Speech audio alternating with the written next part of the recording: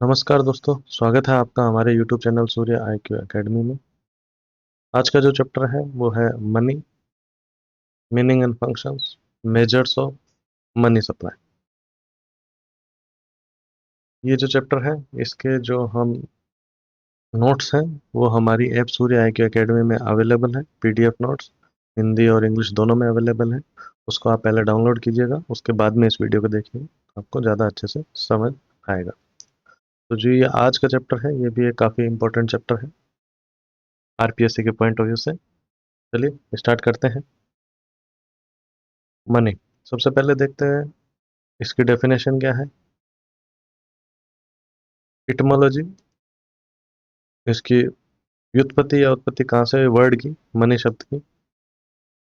ये जो हुआ ये डेराइव हुआ है टेम्पल ऑफ जूनो मोनेटा, रोम से। वहाँ पे क्या है, एक मिंट है, एक टकसाल है वहाँ पे, उससे इसका उत्पत्ति हुई इस वर्ड की, टकसाल। इसकी डेफिनेशन क्या है मनी की। मनी कुछ भी चीज़ हो सकती है, जनरली एक्सेप्टेड बाय सोसाइटी द्वारा एक्सेप्ट की जाती है, क्या, as a medium of exchange. Medium exchange accept की जाती है, एक यूनिट ऑफ अकाउंट है, एक स्टोर है वैल्यू का, और एक साधन है, मीन्स है फॉर रीपेमेंट ऑफ डेट। वो क्या होती है, मनी होती है। अब प्रोफेसर वाकर क्या कहते हैं, money is what money does. तो मुद्रा वह है जो मुद्रा का कार्य करे। अब प्रोफेसर क्रॉथर क्या कहते हैं, anything generally accepted as a means of exchange that also acts as a measure and store of value.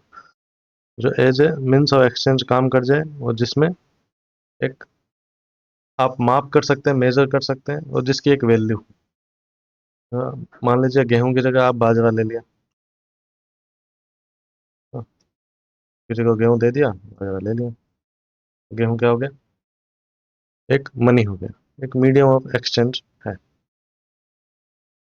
Professor Robertson क्या कहते हैं, जो भी एक्सेप्टेड है as a payment for goods और to discharge business obligation, business की जो liability है उसको डिस्चार्ज करने के लिए जो भी यूज होता है, या आप कोई गुड्स खरीदते हैं उसके अगेंस्ट में हमने कुछ भी चीज दी है तो उसको मनी बोला जा सकता है। मनी को डिफाइन करने के लिए अप्रोचेज कौन कौन से, कन्वेंशनल अप्रोच क्या थी, पारंपरिक दृष्टिकोण क्या है, वो बोलते हैं एक मीडियम ऑफ एक्सचेंज है, एक विनिमय का माध्यम है, मीडियम ऑफ एक्सचेंज है। शिकागो अप्रोच क्या बोलती है, इसमें इंक्लूड करती है टाइम डिपॉजिट। टाइम डिपॉजिट कौन से, जो बैंक में जमा होती है, वो बोलते हैं उसको भी इंक्लूड किया जाता है मनी में। गडले शाह अप्रोच क्या कहती है, ये मनी को व्यू करते हैं weighted sum of assets based on their substitutability for payment.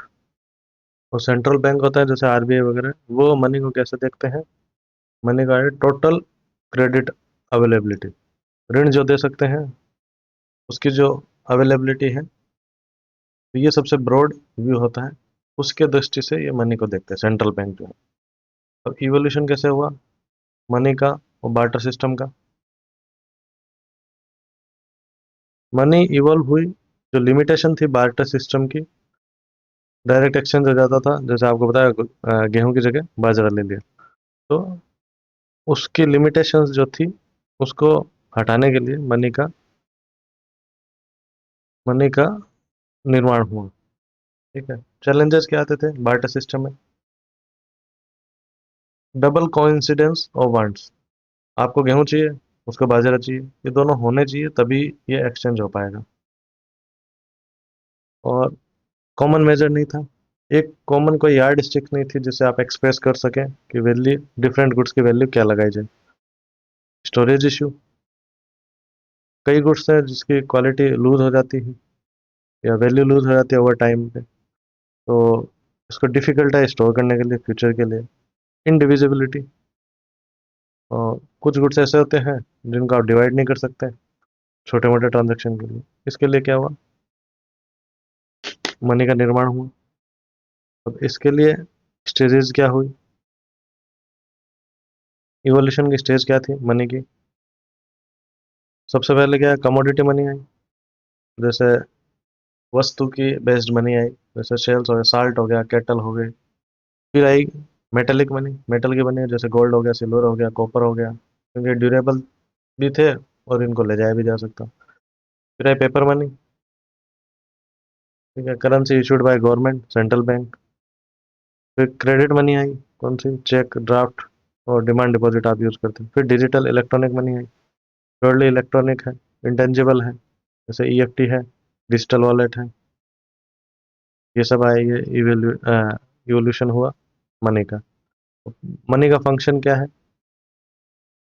Great instrument of commerce, व्यापार के लिए एक अच्छा इंस्ट्रूमेंट है, और ये सेवरल रोल प्ले करता है। प्राइमरी फंक्शन क्या है? एक तो मीडियम ऑफ एक्सचेंज है, ट्रेड आप कर सकते हैं, और डबल कोइंसिडेंस नहीं है वांट्स का, कि आपको बैग चाहिए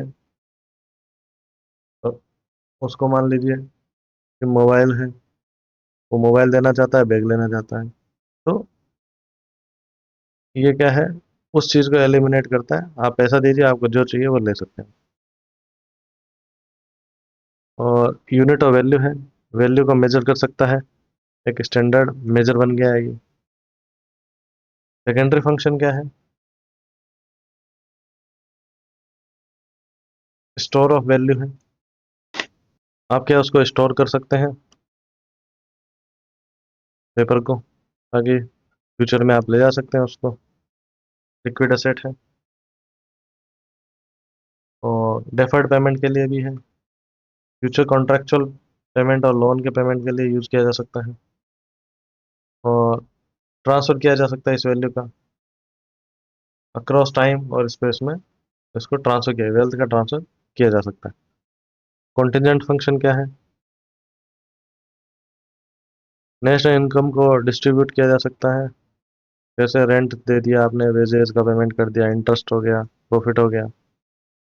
और आज के डेट में ये बेसिस भी है क्रेडिट का, बैंक जो रिजर्व मनी रखती है उसके बेस पे ही क्रेडिट डिसाइड होती है कि वो बैंक कितना लोन दे सकती है। तो ये भी एक बेसिस है।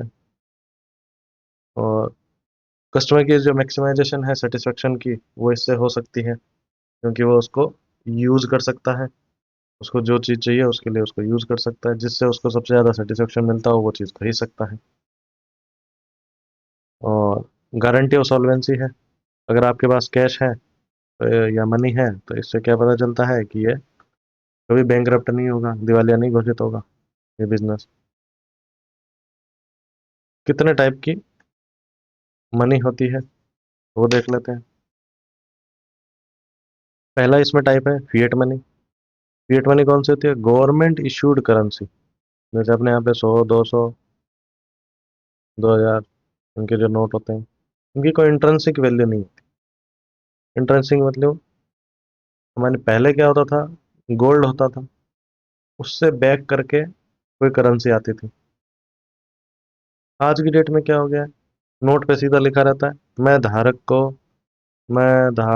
को 200 रुपये देने का वचन देता हूँ। अब ये क्या है, देता हूँ, ये क्या है, ये आदेश मुद्रा होगी बेसिकली। आदेश क्या हो गया? सरकार वाला, गवर्नमेंट ऑफ इंडिया जो है वो कह रही है कि अगर ये पेपर किसी के पास होगा, ठीक है, ये पेपर होगा, ये पेपर अगर किसी के पास होगा, इसे 200 रुपये लिखा होगा, तो मैं उसको 200 रुपये चुका दूंगा। ठीक है, तो ये गवर्नमेंट बैक्ड है, ठीक है, गवर्नमेंट की अथॉरिटी से बैक है, आप गवर्नमेंट ऑफ इंडिया पे भरोसा करते हैं, इसलिए उस नोट की वैल्यू क्या है? 200 रुपये। अब इसके पीछे कोई गोल्ड वोल्ड ये सब पूरी बैकिंग नहीं होती है, गवर्नमेंट का एक प्रॉमिस। तो आरबीआई गवर्नर आपको प्रॉमिस करता है कि आप ये नोट लेके उसके पास जाएंगे तो वो आपको 200 रुपये का पेमेंट दे देंगे। मतलब 200 रुपये उसकी वैल्यू है, उस कागज की वैल्यू क्या है? 200 रुपये। ये होगी fiat money, legal tender. Legal ऐसी मनी जो एक्सेप्ट करने के लिए कोई भी पर्सन बाउंड है, लीगली बाउंड है कि अगर उसके पास कोई लोन है, उसके अगेंस्ट में अगर ये टेंडर करता है कुछ, तो सामने वाले को लेना पड़ेगा। इंडिया में क्या है ये चीज़, करेंसी नोट हो गया, कॉइन हो गया। आप नोट दे दोगे किसी को, वो पेपर दे दोगे 2,000 रुपये का, तो वो लोन का सेटलमेंट मान लेगा, ये लीगल टेंडर। अब क्या हो गया फ्यूडिशरी मनी। अब फ्यूडिशरी मनी कौन सा होता है, ये क्या है, ट्रस्ट पे बेस्ड होता है other than government mandate. Government कोई आपको आदेश नहीं देती है कि आपको ये एक्सेप्ट करने से, चेक हो गया, चेक हो गया, डीडी हो गया, बैंक ड्राफ्ट हो गया, गवर्नमेंट कोई आदेश नहीं देती है, आप ट्रस्ट के बेस पे उसको एक्सेप्ट करते हैं। वो आपके ऊपर डिपेंड करता है। ओके, कि भैया ये होगी फ्यूडिशरी मनी।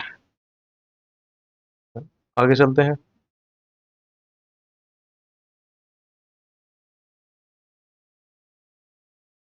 बैंक या क्रेडिट मनी।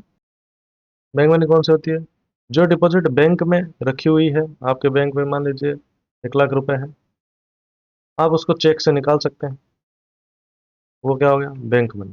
तो नियर मनी भी, निकट मुद्रा भी बोला जाता है। Full bodied money. Full bodied money क्या है, ऐसी मनी जिसकी वैल्यू कमोडिटी के जो फेस वैल्यू है उसके इक्वल होती है, जैसे गोल्ड कॉइन्स है, तो गोल्ड की जो वैल्यू होगी वही गोल्ड कॉइन की वैल्यू होगी।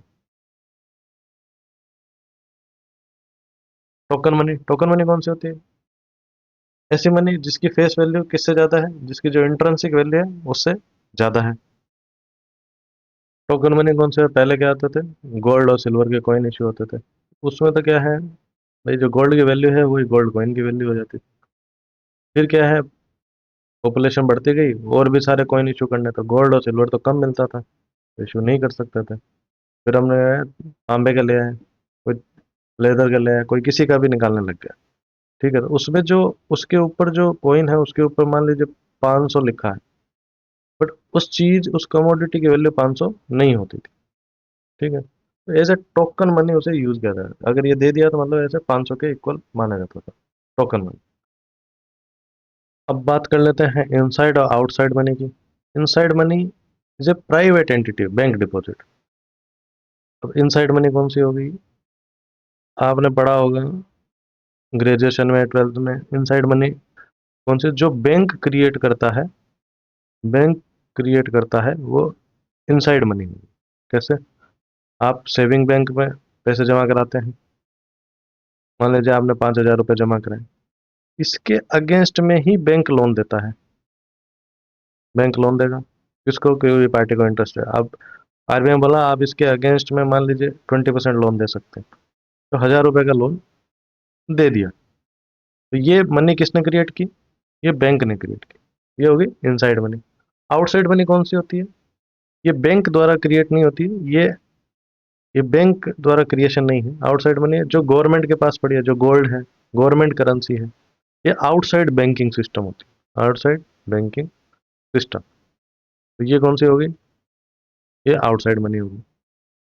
अब बात कर लेते हैं हॉट मनी।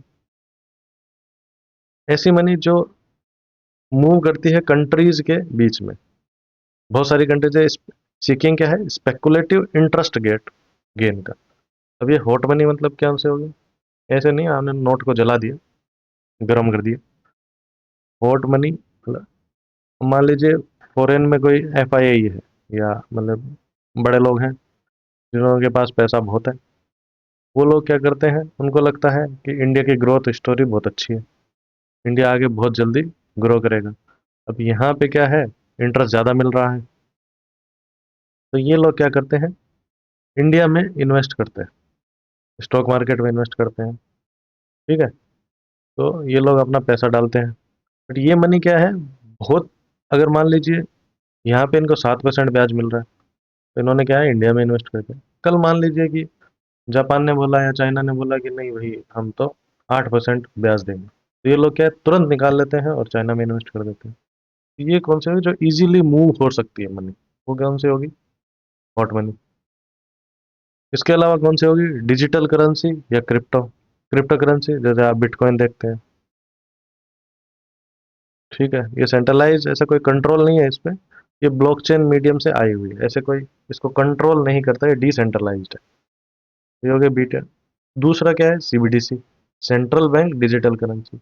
जो अभी अपन 1 रुपए 2 रुपए के कॉइन यूज करते हैं, जो आरबीआई ने अपने टकसाल से छाप के आपको जो दिए हैं, उसी का डिजिटल वर्जन आरबीआई ने इशू किया, ई रूपी, है ना। तो ये ऑफिशियल करेंसी है, वो आरबीआई ही इसे इशू करता है। तो वो हो गया CBDC, central bank digital currency.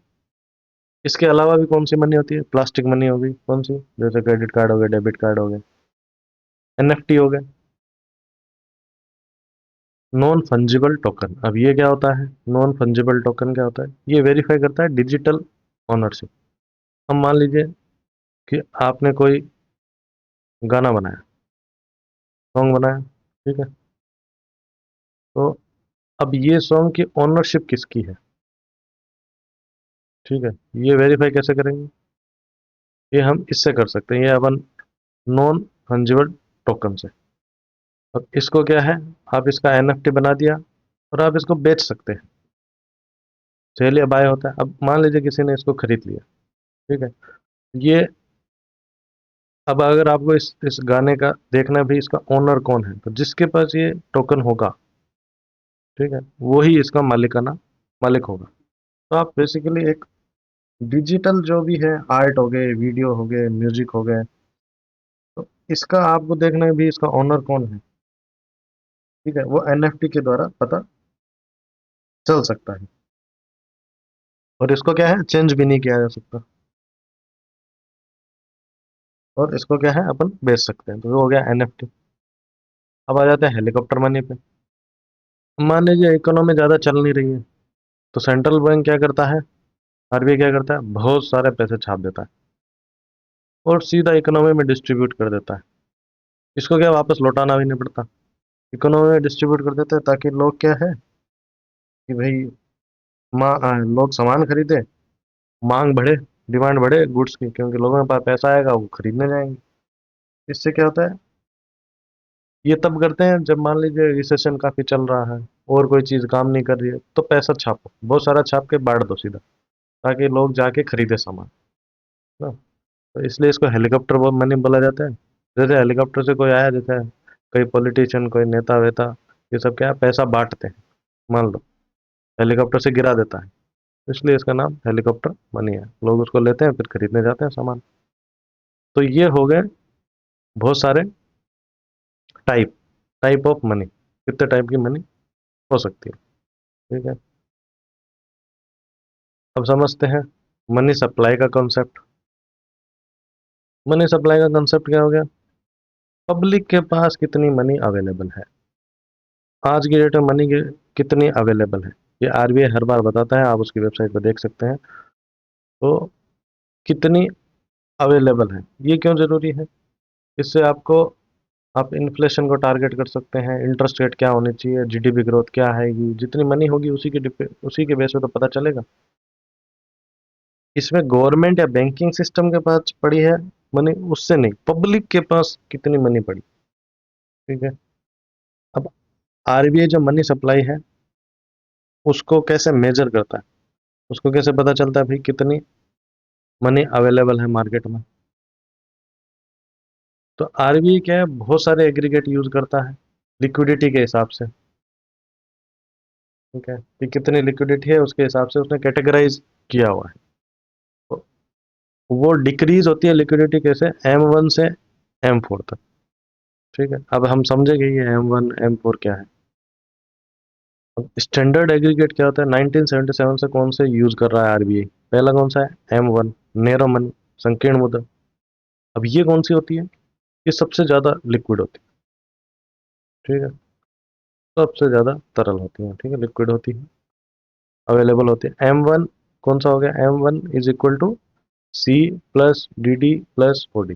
सी मतलब करेंसी नोट जो पब्लिक के पास है, DD मतलब बैंक के पास डिमांड डिपॉजिट कितनी है वो, और ओडी मतलब अदर डिपॉजिट जो आरबीआई के पास है, जैसे आईएमएफ से आया हुआ, वर्ल्ड बैंक से, नाबार्ड से जो पैसा आया हुआ आरबीआई के पास है।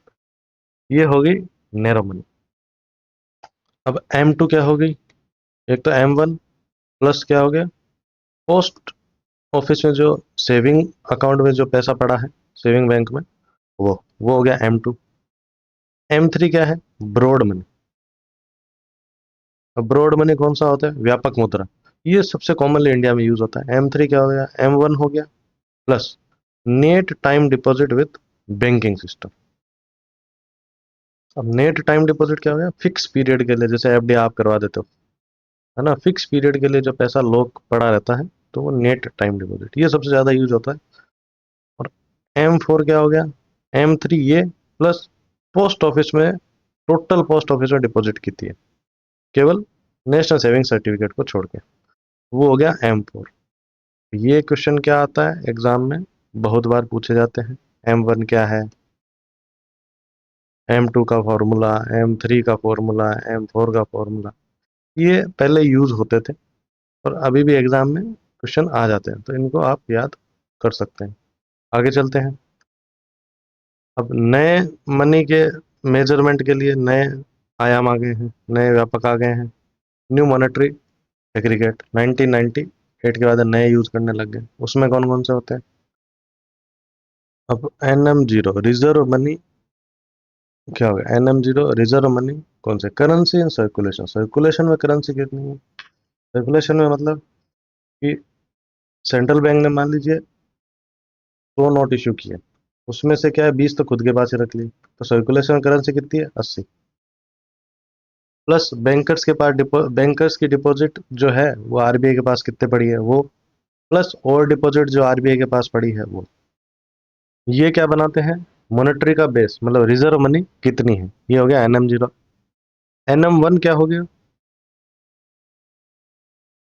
NM1 है करेंसी कितनी पब्लिक के पास कितनी, जो मतलब कैश मानो जो बिजनेसेस के पास, इंडिविजुअल्स के पास, वो कितनी है, currency in public with public, current deposit कितनी है, और डिमांड लाइबिलिटीज कितनी है, सेविंग डिपॉजिट में जो पैसा है उसकी डिमांड लाइबिलिटीज।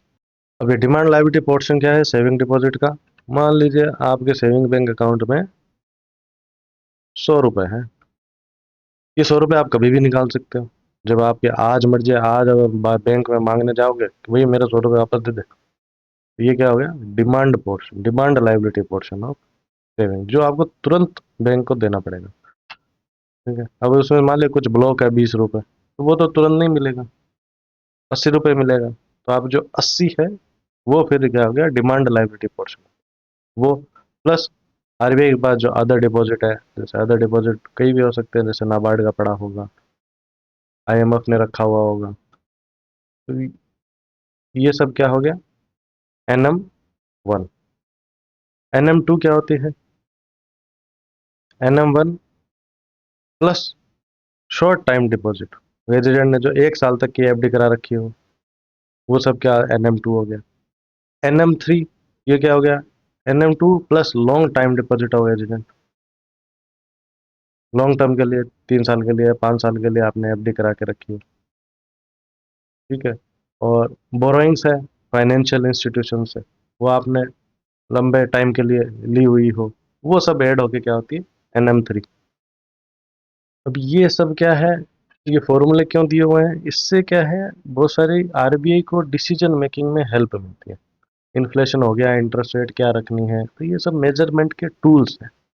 इसके रिलेटेड काफ़ी क्वेश्चन भी एग्जाम में आते हैं, तो आप इनको याद कीजिए कि मनी एग्रीगेट जो है, मनी की सप्लाई जो है इकोनॉमी में कितनी है, उसको जज करने के लिए ये फॉर्मूले यूज करता है आरबीआई। अब लिक्विडिटी एग्रीगेट, लिक्विडिटी अगर जज करनी हो कि लिक्विडिटी कितनी है इकोनॉमी, तो उसके लिए क्या है L1 L2 L3।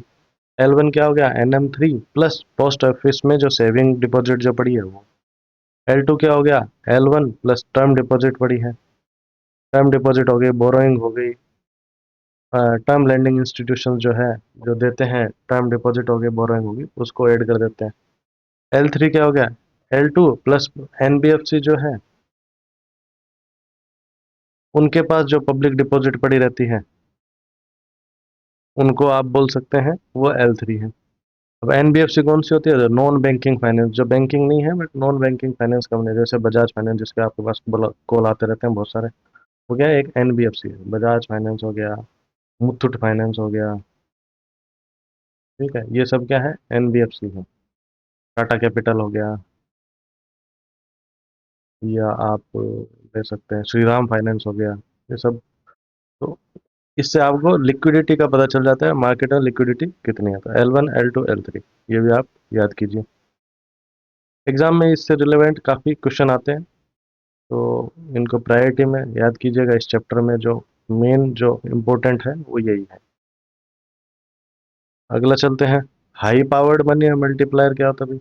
High powered money, तो हाई पावर्ड मनी क्या हो गया, एक ऐसी मनी जो कि आरबीआई और गवर्नमेंट इशू करती है। ठीक है, तो बाद में ये किसके पास चला जाता है, पब्लिक के पास चला जाता है, या बैंक के पास चला जाता है। अब आरबीआई मान लीजिए ये नोट इशू करती है, 100 के, 200 के, 2000 के। गवर्नमेंट 1 रुपए का जैसे मान लो कॉइन इशू करती है, 1 रुपए का कॉइन इशू करती है। तो ये कौन से हो गए, ये जो मनी इशू करते हैं, ठीक है, इसको क्या बोलते हैं, हाई पावर्ड मनी या रिजर्व मनी, इसको रिजर्व मनी भी बोलते हैं। ये ही एक है, इसके बेसिस पे ही क्रेडिट क्रिएशन होता है, इसी के बेस पे बैंक लोन वगैरह सब देता है। तो हाई पावर्ड मनी को किससे डिनोट कर सकते हैं, H = C+R। इसमें C क्या हो गया, करेंसी विथ पब्लिक, और R मतलब रिजर्व, बैंक रिजर्व। और इसको हाई पावर्ड मनी को बेस मनी भी बोलते हैं। ठीक है, ये क्या है, क्रेडिट क्रिएशन में हेल्प करते हैं। ठीक है,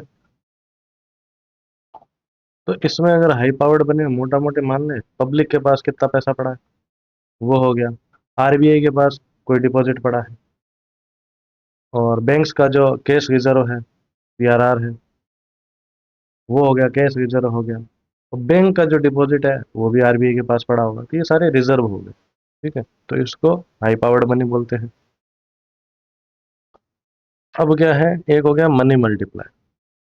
मनी मल्टीप्लाई क्या होता है, ये क्या है, मनी सप्लाई एक्सपेंड होती है, इंक्रीज इन हाई पावर्ड। ये जो हाई पावर्ड मनी है, ये अगर इंक्रीज होगी, ठीक है, तो मनी सप्लाई कितनी एक्सपांड होगी, उसको जो जज करता है वो इस फॉर्मूले से आप जज कर सकते हैं। अब मनी मल्टीप्लायर क्या होता है, अब मान लीजिए कि आप जैसे 10,000 रुपये बैंक में जमा कराते हैं, सेविंग बैंक अकाउंट में, सपोज। ठीक है, सेविंग अकाउंट आपने जमा करा दिया। अब बैंक क्या करता है, 10,000 में से 10% रिजर्व डाल देता है। जैसे मान लीजिए कैश रिजर्व रेशियो रखना ही है बैंक को, तो 1,000 रुपये इसमें घट गए। 9,000 रुपये का बैंक क्या कर देता है, लोन देता है। तो लोन कैसे देता है, आपको कैश तो बांटता नहीं है वो क्या करता है, आपका एक लोन अकाउंट खोलेगा और उसमें जमा कर देगा 9,000 रुपये।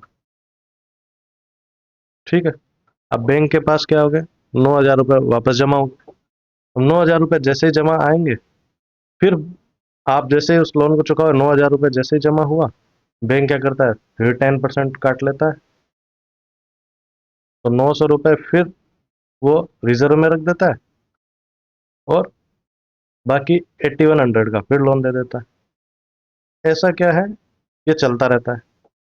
ये क्या होता है, ये इम्पैक्ट क्या होता है, मनी मल्टीप्लायर इम्पैक्ट हो गया है। ठीक है, अगर हाई पावर्ड मनी में अगर इंक्रीज होगा, ठीक है, तो कितना मनी का एक्सपांशन होगा, मनी सप्लाई कितनी बढ़ जाएगी, इसको जो डिग्री है, इसकी जो डिग्री है, इसको जो जज किया जाता है, वो मनी मल्टीप्लायर फॉर्मूला से किया जाता है। ठीक है, तो ये फॉर्मूला है, ये आप याद कर सकते हैं। ठीक है, और मनी सप्लाई डायरेक्टली प्रोपोर्शनल है किसके, हाई पावर, जितने हाई पावर्ड मनी बढ़ेगी, उतना ये मनी सप्लाई बढ़ जाएगी। जैसे आपने देखा, 10,000 आपने जमा किए, 9,000 का लोन दे दिया, फिर वापस 10% वापस काट लिए, 8,100 का लोन दे दिया, फिर 10% काट लेगा, 810 वापस लोन दे देगा। तो ऐसा ये प्रोसेस चलता रहता है। तो मनी क्या है, एक्सपांड होते रहते हैं। चलिए अब बात कर लेते हैं demand for money, demand for money और इसकी वेलोसिटी को। मनी की जो डिमांड है, मांग है, कौन है, डिमांड के कौन कौन से कंपोनेंट होते हैं, एक होता है transaction demand, money needed for daily expenses, daily के लिए आपको खरीदने के लिए, घर के सामान के लिए जो भी चाहिए वो हो गया ट्रांजैक्शन डिमांड। स्पेकुलेटिव डिमांड ये कौन सी है? वो इन्वेस्टमेंट के लिए, ये इन्वेस्टमेंट के लिए, जैसे आपको स्टॉक मार्केट में लगाना है पैसा, ये सब क्या है? स्पेकुलेटिव। लिक्विडिटी ट्रैप, अब ये लिक्विडिटी ट्रैप क्या होता है? ये तब होता है जब इंटरेस्ट रेट इतनी लो होती है कि लोग जाके बैंक में पैसा जमा नहीं कराते। तो सोचते हैं बैंक में जमा कराने का कोई फायदा ही नहीं है, तो इसलिए लोग क्या करते हैं, अपने पास ही कैश रख लेते हैं। ये एक सिचुएशन होती है लिक्विडिटी ट्रैप की, ये जापान में हो रही है। ठीक है। अब वेलोसिटी ऑफ मनी, जितना वेग रहेगा, मतलब जितनी वेलोसिटी रहेगी, वे क्या होता है, अब rate at which money is exchange, कितनी फटाफट मनी एक हाथ से दूसरे हाथ जाती है, मतलब कितनी जल्दी एक्सचेंज होती है। ठीक है, तो GDP upon total money supply, इससे निकाल सकते जितनी ज़्यादा एक्सचेंज होगी। मतलब आपके पास आज 10,000 रुपये आए, आपने और रॉ मटेरियल खरीद लिया, फिर आपने वापस बेच दिया, फिर पैसे आए, फिर आपने नया रॉ मटेरियल खरीद लिया। इससे क्या पता चलता है, आप जितना जल्दी रोटेट करोगे आपके मनी को, उतना क्या है, इसका मतलब इकोनॉमी काफ़ी रोबस्ट चल रही है, मतलब ग्रोथ काफ़ी है इकोनॉमी में। मनी की वेलोसिटी हायर वेलोसिटी है, मतलब बहुत जल्दी ग्रो हो रही है इकोनॉमी, बट इससे इसका एक मतलब वो क्या है, इन्फ्लेशन भी उतना ही ज़्यादा बढ़ेगा। ठीक है। अब कुछ देख लेते हैं कि इकोनॉमिक लॉज कौन कौन से हैं। अब की इकोनॉमिक लॉज में कौन सा है, ग्रेशम का लॉ। ये क्या बोलता है कि bed money drives out good money. अगर इकोनॉमी में दो टाइप की मनी है जिसकी सेम फेस वैल्यू है, बट उनकी इंट्रिंसिक वैल्यू अलग है, तो क्या होगा, गुड मनी तो आप अपने पास रख लेंगे और बैड मनी सर्कुलेशन में चलती रहेगी। अब इसको एक एग्जांपल से समझ लेते हैं।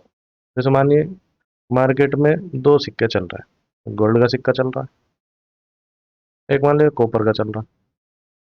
बट अब क्या हो गया, जैसे गोल्ड का कॉइन है, इसके ऊपर भी 100 रुपये लिखे हुए हैं और कॉपर के ऊपर भी 100 रुपये लिखे हुए हैं, सपोज। ठीक है। अब आपको मार्केट में मान लीजिए गाय खरीदनी है। ठीक है। तो 100 रुपये में गाय मिलती है, तो आप क्या करोगे कि आपको पता है गोल्ड तो मैं, मतलब अ, अच्छी मनी है और गोल्ड आगे बढ़ेगा ही, बट दोनों की फेस वैल्यू सेम है। आप क्या करोगे, कॉपर दे दोगे गाय खरीदने के लिए और गोल्ड को जमा कर लोगे, होल्ड कर लोगे। ठीक है। अब धीरे धीरे ये बात सबको भी पता चल जाएगी। ठीक है, तो वो सब क्या करेंगे, कॉपर के कॉइन का यूज करेंगे। ठीक है, हर चीज के लिए, वो गोल्ड को होल्ड करते जाएंगे, जमा करते जाएंगे। ठीक है, इससे क्या हो गया कि जो ये बेड मनी है, मतलब ये बेकार की, जो जिसकी वैल्यू ज़्यादा है नहीं, इंट्रिंसिक वैल्यू केवल फेस वैल्यू है 100 रुपये की, बट एक्चुअल में इस कॉपर की कोई वैल्यू है नहीं। ठीक है। आप क्या करोगे, मार्केट में जाओगे तो आपको दिखेगा सब जगह कॉपर ही कॉपर दिखेगा आपको। ठीक है। और गोल्ड कहीं नहीं दिखेगा। तो ये क्या था, ग्रेशम का लॉ। ठीक है, तो ये क्या बोलता है, bed money drives out good money. अगर ऐसी धातुएं चलेगी तो लोग क्या करेंगे, गोल्ड अपने पास है, गोल्ड सिल्वर ये सब अपने पास दबा के रख लेंगे और कॉपर से ट्रांजेक्शन करते रहेंगे। अब क्या है, एनआरआई अकाउंट, बहुत सारे इंडियंस है नॉन रेजिडेंट बन जाते हैं। अब उनको अगर अकाउंट्स रखने हैं इंडिया में, बैंक अकाउंट, तो आप ये तीन टाइप में रख सकते हैं। जैसे F C N R account हो गया, foreign currency term deposit non taxable and repatriable. ये कौन से हो गया, foreign currency non resident account बोलते हैं इसको, फॉरेन करेंसी नॉन। ये क्या है, आप 3 साल 5 साल के लिए एफडी करा लीजिए, फिक्स टर्म डिपॉजिट है। इसमें क्या होता है, लोग अपनी फॉरेन करेंसी रख लेते हैं, जैसे आपको यूएसडी रखना है, आप वहाँ पे कमा रहे हैं, यूरो रखना है या पाउंड रखना है, तो वो आप इसमें रख लेते हैं। और ये क्या टैक्स फ्री भी होता है, और क्या होता है, आप उसको वापस निकाल भी सकते हो। ठीक है। तो आप प्रिंसिपल है, इंटरेस्ट है, तो वो आप निकाल सकते हैं, ये अकाउंट आप ओपन कर सकते हैं। एक हो गया एनआरई अकाउंट और एक हो गया एनआरओ अकाउंट। अब एनआरई अकाउंट क्या होता है, एनआरई अकाउंट में आप क्या है, एनआरई अकाउंट में आप क्या है, non resident external. Non resident external मतलब आप फॉरेक्स वाली जो अर्निंग्स है आपकी, फॉरेन अर्निंग जो आपने की है, वो आप इसमें रख सकते हैं। और ये नॉन टैक्सेबल भी होती है और वापस आप निकाल सकती हैं। और नॉन रेजिडेंट ऑर्डिनरी ये क्या है? ये जो आपका नॉर्मल अकाउंट है, इसमें क्या करते हैं, जैसे आपके आपके यहाँ पे एक मकान है, घर है, ठीक है, आपने उसको किराए पे चढ़ा दिया, ठीक है, तो उस पर जो रेंट आता है वो आप इसमें रख सकते हैं। ठीक है, तो ये हो गया ऑर्डिनरी अकाउंट। ये तो हो गया इंडियन जो है आपकी अर्निंग्स उसको रखने के लिए। और एनआरई मतलब हो गया आपके एक्सटर्नल जो अर्निंग है वो आप रख सकते हैं, ओवरसीज मनी आप बोल सकते हैं। और लोकल इनकम के लिए एनआरओ अकाउंट। ठीक है, इस तरह अपन ने मनी के बेसिक जो कंसेप्ट है वो अपन ने पढ़ लिए। आप देखेंगे तो इस तरह हमारा जो ये मनी का जो चैप्टर है वो कंप्लीट होता है। इसके फंक्शंस क्या क्या है, मनी के मीनिंग हो गया, और उसको मेजर कैसे करते हैं मनी की सप्लाई को। आरबीआई ने बहुत सारे एग्रीगेट्स दिए हुए हैं, कैसे हम मेजर करते हैं, ये हमारा कंप्लीट होता है। इसके रिलेटेड अगर आपको क्वेश्चन करने हैं तो आप हमारी ऐप सूर्य IQ academy Google play store से आप डाउनलोड कीजिए। तो हमने टेस्ट सीरीज लाइव की हुई है, तो आप उसमें MCQ अटेम्प्ट कर सकते हैं और अपने मार्क्स देख सकते हैं। ऑल इंडिया रैंकिंग भी उसमें अवेलेबल है।